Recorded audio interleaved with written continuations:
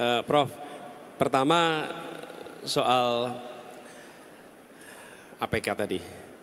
Jadi kalau kita lihat dalam jangka pendek adalah sederhananya begini, mengembalikan yang putus ke dalam sistem sekolah, intensifkan paket B, paket C, dan berikan insentif untuk itu.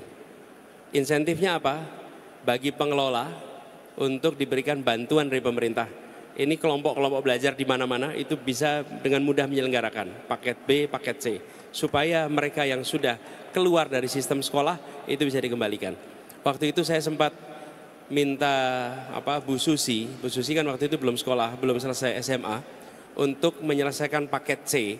Beliau nggak mau, Pak Profesor. Kenapa nggak mau? Buat apa? Saya nggak butuh itu semua.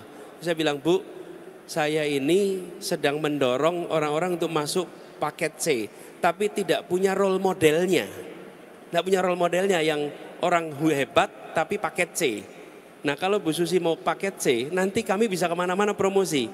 Lihat, yang paket C, contohnya kayak Bu Susi aja mau paket C. Akhirnya beliau mau mengerjakan dan lulus paket C. Dan kemudian dia sekarang punya ijazah SMA. Nah kami ingin yang terputus itu diselamatkan, itu satu. Kemudian yang kedua, tentang perguruan tinggi. Dalam pandangan kami, yang penting mereka ini memiliki satu, akhlak yang baik, itu karakter. Yang kedua, kompetensi yang baik. Yang ketiga, mereka memiliki skill yang baik, sehingga mereka bisa masuk ke dalam lapangan pekerjaan dan mendapatkan kehidupan mandiri. Sambil pada suatu saat nanti bisa menyelesaikan perguruan tinggi.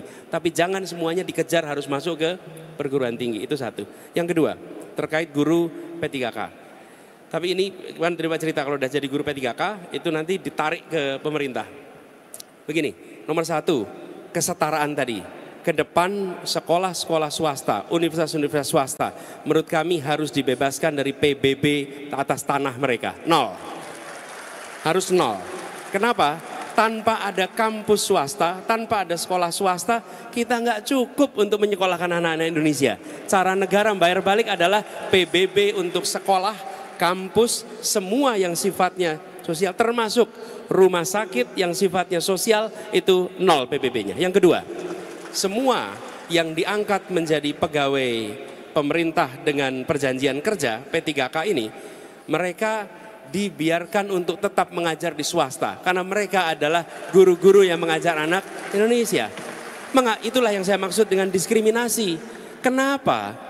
Kalau mereka menjadi guru di swasta, seakan-akan ini biar bukan Indonesia, harus dikembalikan ke pemerintah untuk menjadi Indonesia. Tidak, dia bisa di swasta dan negara tetap bisa menghargai mereka. Karena udah investasinya swasta, yang sudah mendidik, yang sudah menjadikan mereka dokter, tahu-tahu dipindah oleh negara. Justrunya harus dibalik, negara harus investasi kepada dosen dan guru swasta supaya mereka bisa mendapatkan pendidikan yang lebih tinggi. Jadi diubah tuh cara pandangnya. Lalu banyak sekali perguruan swasta, mengapa mahal? Karena mereka harus mengakuisisi tanah, harus beli tanah. Dan tanah itu selalu komponen termahal, betul tidak Pak Rektor? Semua sekolah swasta biaya paling besar apa? Tanah. Jadi kami ke depan ingin tanah-tanah negara bisa dimanfaatkan oleh swasta selama itu dipakai untuk pendidikan, kesehatan, dan kegiatan sosial. Kenapa? Loh, apalagi seperti Nahdlatul Ulama, Muhammadiyah, sudah mendidik bangsa Indonesia sebelum negeri ini ada. Kenapa sesudah ada negara justru berbalik? Kita ini pelit sama rakyat kita sendiri. Kita ini pelit sama swasta kita sendiri. Mereka mendidik anak-anak kita, bukan mendidik orang asing. Mereka mendidik bangsa kita sendiri. Jangan pernah bedakan swasta dan negeri. Tanah negara itu dipakai oleh swasta tidak hilang. Kalau itu dipakai oleh investor asing malah bisa hilang. Tapi kalau dipakai oleh swasta nggak mungkin hilang.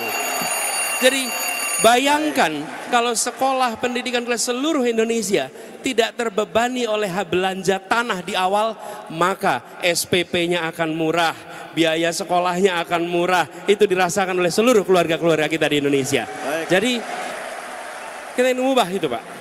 Sehingga negara itu hadir bukan hanya dengan bantuan secara fiskal, tapi negara hadir mengurangi biaya-biaya yang harus dikeluarkan oleh perguruan swasta, TK, SD, SMP, SMA sampai kuliah, sehingga mereka bisa mengurangi beban untuk keluarga-keluarga kita di Indonesia.